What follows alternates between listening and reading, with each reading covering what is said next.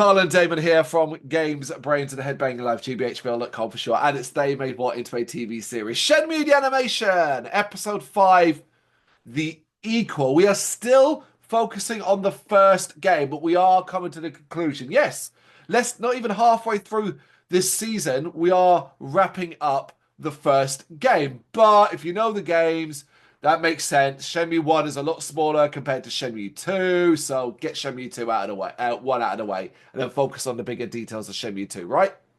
Yep. No, thank goodness we haven't got to worry about continuity because, like in our videos, because imagine if we were recording this, but it was out of order, and the previous video you had a full on fucking beard, and this one you don't. So it's like, thank goodness we're doing them in order, right? Yeah. But yeah, so this episode picks up where we left off as Rio and Guzong knock each other out, much to Terry's delight. Elsewhere, though, we switch to Goro. He stopped for a pee when he notices the chalk number on the ground reads 17, which he thinks is strange because that's Mad Angel territory. Isn't it really lucky that Goro stopped the pee right there, considering the size of the the docks. I Yep. did laugh at like how simple that was. It's a statement in the game too, like how whenever you're in a fight or you get hurt, Goro's always there, or Nozomi's there, or Fukusam's there. So Yeah, it's game stuff, isn't it? yeah, And good thing he's smart enough to figure out, oh, that must mean something is wrong, though. I don't know how he gets to that conclusion, right? Because then he goes to look and he goes to check out Warehouse 17, and that's where he sees Nozomi being held hostage. yeah. I don't know. Must be some more. So no, that hasn't been mentioned. So I don't know. It's just something. Well, it's pretty simple, isn't it? Sometimes you just need to get there. Because how else do we get there? Yeah, There he sees the gang members guarding her and overhears the trouble that Rio is in. But rather than kind of figure out a plan himself, he runs off to the cafeteria where thankfully Mai is, and together they come up with a plan to basically get a forklift and use it against the thugs, which I laughed and thought that was a terrible idea because forklifts are notoriously not exactly the quickest vehicles. They can be quite nippy, but not like yeah. they're not. Yeah, it's not like known for being super fast, right? Very slow, and it's got open sides around the front and the back. You've only got to literally just walk out of the way, and then they pull something Yeah, out. true. But neither of them obviously have any experience with the forklift. But thankfully, a wild Mark appears. He hears them out, learns the situation, and decides to help them rescue Nozomi. He uses the forklift to bust down the doors to the warehouse and basically traps the two Mad Angels goons against a pile of crates with the forks of his machine. It's a cool little action scene. Silly, very silly, but yeah, it's fine. Yeah, I mean, it's giving you more detail into Mark's background, which we never got in the game, so. Goro and Mai release Nozomi, and a group of four escape the warehouse. On the way to the harbour, they look over and they see what's happening with Rio and Guzong. It's time for the Mad Angels to finish them off, though, except psych! Rio and Guzong jump up. It was all a ruse, a lampoon. Because apparently while fighting, Rio basically, we get a replay seeing that Rio had kind of communicated with Guzong. Sort of said to him, look, this is why I'm fighting you. This is what we need to do. I cannot believe Terry didn't think like that. How dumb. Like, because they watched from so far away. Yep. Like, Rhea doesn't even have to whisper. He could have been just shouting instructions. They're so far, Like, it's so silly. At least in the game, he's literally he's sat on some containers above them. Literally, Yeah, and obviously in the game, obviously there's no communication. Obviously, Rio rolls on top of him, pulls him out of the way. yeah, yeah, yeah. Yeah, Yeah, so I did find this a bit silly, but obviously Terry now is pissed and calls in his entire gang, and this is the battle against the 70 gang members, sort of redone. Obviously, in the game, they couldn't properly convey that, but they do a good job. But before the fight properly starts, Rio shouts for Mark to take Nozomi and the rest to safety. So basically, together, Guzan and Rio fight their way through Mad Angels until Terry stands alone. Uh, Nozomi's safe, so Rio leaves Terry to Guzong, and basically that's the score settled. Terry tries to fight dirty, Guzong beats him up. It's all fine. This is a fine little like action-packed conclusion. Yeah, I mean, it's hard to portray this because obviously it's just basically you're fighting 70 people, in quick Yeah, all in a succession. So, row. Yeah, in yeah, succession, different area to different area. Absolutely right. It's difficult to portray. It's one of the problems they've obviously had with Shenmue One is kind of that's why it's wrapping up so within 5 episodes, I think. yeah. Well, you think about it. Number two, there's a lot more story based things and activities to do. Where number one is actually quite a lot of fighting and quick time events. Yeah, in fact, as well, number one's not got as many significant characters. It's got characters, but Mm, significant characters. yeah, Following all of that, Guzong asks Riof, "Look, are you going to continue your plan? Are you going to pursue your path?" And Rio is still insistent he has to go to Hong Kong. And Guzong kind of says, "Look, right, I'm going to speak to my father and see if we can help you out." Nozomi overhears overhears this conversation as the others have come back now, and we get kind of like a moment of kind of quiet victory as everybody kind of relaxes, and then Rio takes Nozomi home on a motorcycle. En route, she kind of hugs his back and tells him, "Look, she's made the decision that was bothering him. Kind of like she doesn't need his advice anymore." And that's confirmation for us, basically, that upon hearing that Rio is going to Hong Kong no matter what, she's yeah, kind of basically going to leave and go to Canada herself. This plays out like the game, except for one thing: the time. In the show, it's kind of early morning, dawn is breaking. In the game, it continues at night, doesn't it? It's still at yeah. night. So it's like you get home at like 1, 2 o'clock in the morning. So, Yeah, yeah, because I kind of remember the scene of being driving our home and it's dark. mhm. So yeah, jump to a few days later, and the departure for Hong Kong is imminent. Rio basically quits and says goodbye to Mark, and then meets with Mai and Goro to learn that they're getting married. Apparently, the encounter with the Mad Angels spurred Goro to propose, and Mai accepted. Again, just like the game, it feels really super fast, super silly. But you know what? I loved them in the game, and I love them in the show. I like Goro. I like Mai. They're cool ass characters. Yeah, yeah, yeah, yeah. I agree. Yes, it is. It's like no, they're one date and then now they get married. Well, So, no, you say one date. No, no, that's not fair. The game yeah, and both the show basically told us they were in a relationship, but yeah. we It's just been wait. didn't It's been see week. it. Yeah, yeah, Later, Rio, outside the Hazuki residence, says goodbye to Fuku-san and Ini-san and basically promises them both their return. I thought here, I remember we've criticized the show, and rightfully so. I realized here, oh, like the relationship between both Fukusan and Inisan feels really not as important in the show as it does in the game. I mm. feel like they kind of, particularly with Inisan, I feel like in the game, maybe it's because I kept going back and forth to the house, but I feel like I got so many more scenes with Inisan compared than I did in the show. That's why. Because if you remember back in the game, the scenes like where you go in the kitchen and you take the milk from the fridge. You had Yeah, that scene there. The scene in front of the altar where you're praying. You had that scene there, but yeah, too. I get that they can't portray every single thing. It's practically impossible, And obviously, with focused on, you are always kicking his ass in the dojo because he's such an annoying prick that you always yeah. enjoy kicking his ass in the dojo. So Well, um, for the record, right, I don't actually agree with that summation that Fukusan's annoying prick. It's we all people. You and others say that for one reason only. It's because he grasses us up. He grasses Rio up to Inisan. yep, So why not have that scene in the show? yeah, yeah, yeah.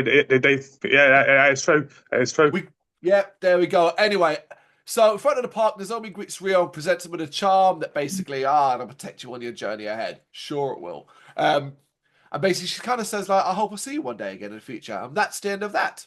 Yeah. I think the show did it better than the game. I think the show did Nozomi and Rio better than the game. It always felt like it. The game was like, I always felt like, I know there's stuff. Here's the problem with Shenmue the game. You can miss stuff. Yeah, But it always felt like their relationship was underdeveloped, more hinted at in the game than rather than explicitly said. This doesn't explicitly say it either, but it makes it a little clearer, at least from the Nozomi part, that she's into him. Yeah. So I agree. So they said obviously when you're leaving the home, obviously to head to the harbour to go to Hong Kong, obviously all you're getting to see is like Rio looking up and spotting a random plane in the air and go, "Bye, Nozomi." So Yeah, that might not be our plane. yeah, You just saw right. a plane in the air. Yeah, exactly. That could be any fucking play. But he's like, "See you later," and she's kind of like you say that to her, "See you later." Zombie. And she's sort of standing behind him, going, "I'm right here." And he's like, "No, no, I will see you later." And drives off. At the harbour, Rhea meets the Chens and finds that the Guzong will accompany him basically to Hong Kong. He's going to go because he's got to keep tabs on the Chiyu men. And that's pretty cool. We was like, all right, cool, we're going to go there. We're going to search for you, Yanda Zoo. Um, and basically, yeah, look, Master Chen's like, here's some contact information for a trustworthy ally when you arrive there. But before they can kind of properly depart, boom! A set of pipes come crashing down on the trio.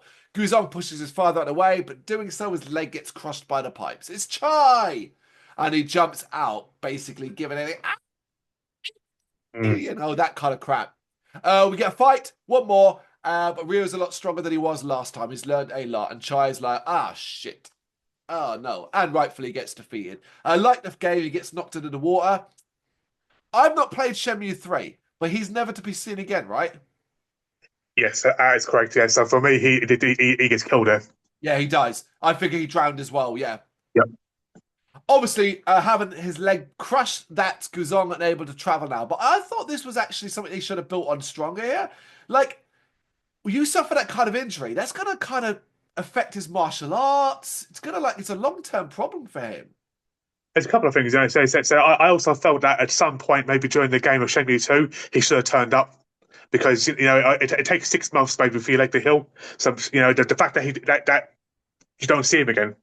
Yeah, yeah, it is. It is one of those characters. I mean, don't get me wrong. Like, at least the show, I think, does a better way of wrapping it up because they sort of say their goodbye.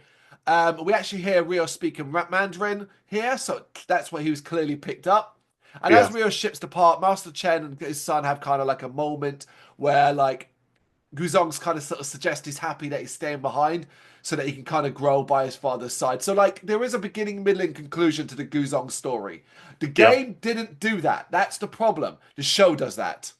yep, that is true. Yeah, so the only thing that you get towards the end is you get a picture of like Landy on the boats. Like anticipated in the game that he had just left the harbour on the boat at that exact point, but obviously he hadn't. He was older on the boat crossing the water. Yeah, yeah, that's right. And it ends with Nozomi's charm and the letter from Zoo in hand, Rio looking up to the sky. Look, I'm going after the man that killed my father. And that's where the episode 5 ends. It's where Shenmue 1 ends.